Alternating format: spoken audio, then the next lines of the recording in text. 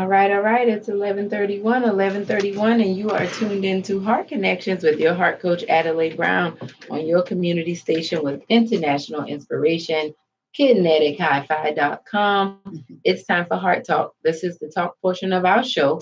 This is where we come to renew our minds and restore our hearts. And we're talking opposition today. It's a Testify Thursday. We're testifying on the opposition because too many of us are too hard and too strong, and we want to just act like we always have it together. And no one does. Can I tell you a secret? No one always has it together. And if you do, I'm going to stay away from you because I don't know what's going on with you. We all have a myriad, word of the day, we have a myriad of things going on and oppositions coming our way. We even see that in our bodies. That's the need for our immune system. And in the last hour of Heart Talk, we talked about internal opposition. And this hour of Heart Talk, I want to talk to you a little bit about environmental opposition. Remember, opposition is resistance or dissent expressed in action or argument. A group of adversaries or competitors, especially a rival or competitor. That's the definition. And then I want to talk about environmental opposition because a lot of times we look at ourselves and we think amongst ourselves that we're doing good, and we know that we're trying to get to a certain space and do really good in life. But I don't think many of us take into account the heaviness that we have to deal with when we think about the environments that we're in and the opposition that comes by way of those environments. I want you to think about your family. Think about the people you spend the most time with. Think about your workspace. Think about your community. Think about your church if you attend a church or whatever place you visit for worship. Think about how you spend your free time. What do you do to relax? How do you cope with anger? All of these things are in your environment. And I think that many of us, when we view life, of course, from the inside out. And it's a good thing when we're working on growing and building our self esteem and self worth. But one of the things we have to grow in our ability to read people and the environment around us, because a lot of times we experience hard times. It's not necessarily because of something we're doing wrong, it's a lot of what's going on in our environment. It's a lot of what's going on in our environment.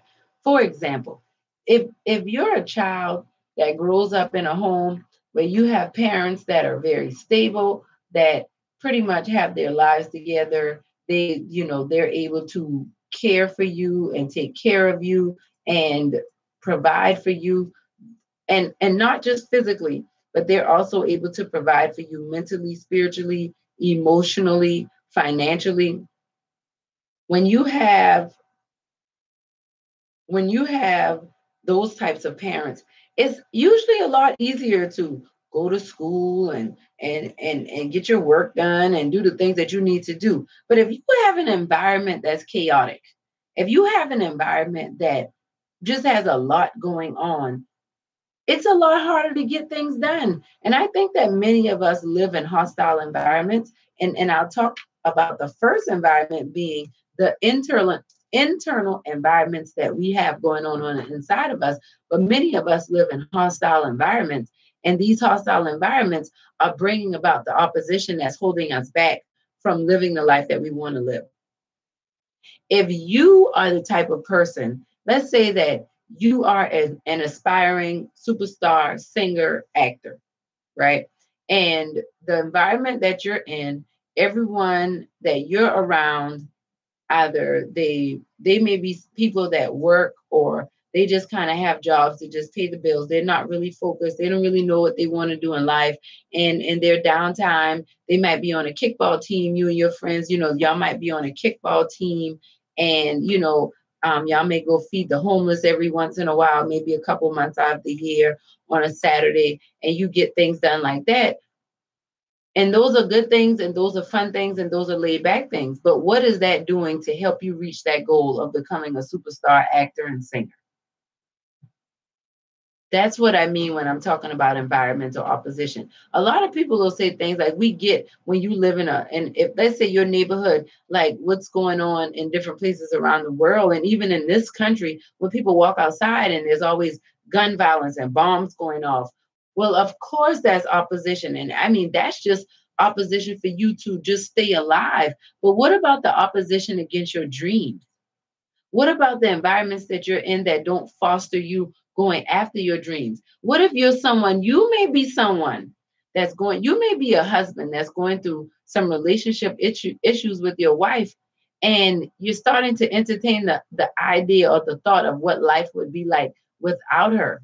Now, if you're surrounded by a bunch of men who don't really have respect for women and they pride themselves on how many women they can date, that might not be the best environment for you to be in. That environment may be opposition to your marriage and to you being the best you. You may need to be in an environment that has people who are respectful and loving towards their mates, and they want to be with them and want to work through things. That's what I mean by environmental opposition. I think that a lot of times we know the obvious. If you're dealing with the hunger, poverty, racism, prejudice, if you're dealing with just in sports, being on another team. But I don't think we ever really start to think about environmental opposition when we're thinking about the whole idea in regards to life, in regards to opposition when it comes to, you may have a friend that has a worldview